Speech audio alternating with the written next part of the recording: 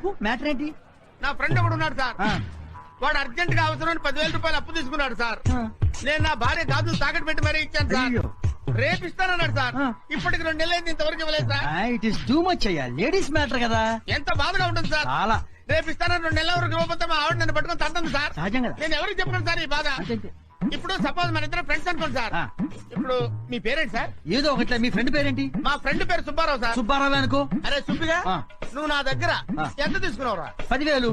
ఎప్పుడు ఇస్తానన్నావురా? 2 రోజుల్లో. ఏ పరిస్థితుల్లో నేను నీకు తీసుకొచ్చి డబ్బులు ఇచ్చాను రా? ఎలా నాకు తాకట్టు పెట్టి నా దగ్గర అప్పు తీసుకొని నువ్వు ఎన్నాళ్ళైందిరా?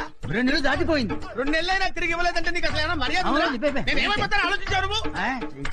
తప్పున్నారా? అర్థం లేకుండా మాట్లాడతావు. మీరు చెప్పండి సార్. నాకు అర్థమైంది కానీ డబ్బులు ఇచ్చి డబ్బులు. అయ్యో మీకు అసలు మ్యాటర్ అర్థం కాలా? అర్థమైంది కానీ మ్యాటర్ మొత్తం డబ్బులు ఇచ్చాను. అది కాదండి. అయ్యో డిస్కషన్ చూద్దు.